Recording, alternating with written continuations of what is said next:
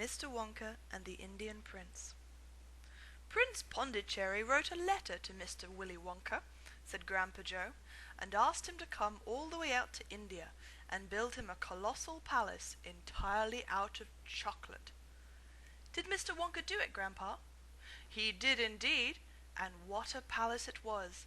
It had 100 rooms, and everything was made of either dark or light chocolate. The bricks were chocolate, and the cement holding them together was chocolate, and the windows were chocolate, and all the walls and ceilings were made out of chocolate. So were the carpets, and the pictures, and the furniture, and the beds, and when you turned on the taps in the bathroom, hot chocolate came pouring out. When it was all finished, Mr. Wonka said to Prince Pondicherry, "I warn you, though, it won't last very long, so you'd better start eating it right away." "Nonsense!" shouted the prince. "I'm not going to eat my palace. I'm not even going to nibble the staircase or lick the walls. I'm going to live in it."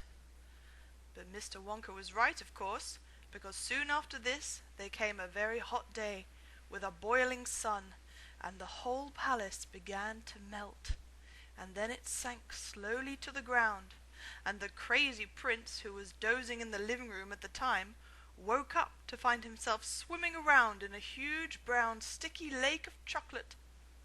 Little Charlie sat very still on the edge of the bed, staring at his grandfather. Charlie's face was bright, and his eyes were stretched so wide you could see the whites all around. "Is all this really true?" he asked, "or are you pulling my leg?" "It's true!" cried all four of the old people at once. "Of course it's true. Ask anyone you like."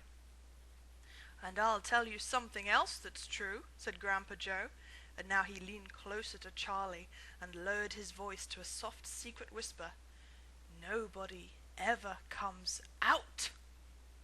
"Out of where?" asked Charlie. "And nobody ever goes in." "In where?" cried Charlie. "Wonka's factory, of course." "Grandpa, what do you mean?" "I mean workers, Charlie." "Workers?"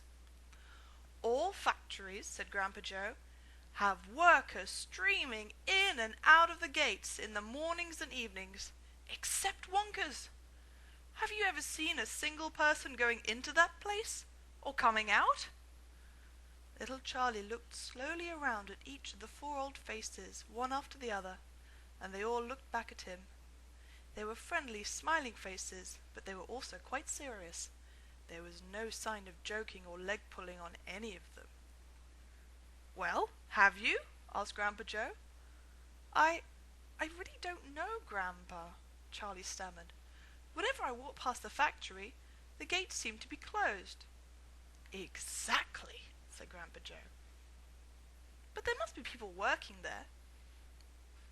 "Not people, Charlie. Not ordinary people, anyway." "Then who?" cried Charlie. "Aha! That's it, you see. That's another of Mr. Willy Wonka's clevernesses." "Charlie, dear," Mrs. Bucket called out from where she was standing by the door, "it's time for bed. That's enough for tonight." "But, Mother, I must hear." "Tomorrow, my darling." "That's right," said Grandpa Joe. "I'll tell you the rest of it tomorrow evening."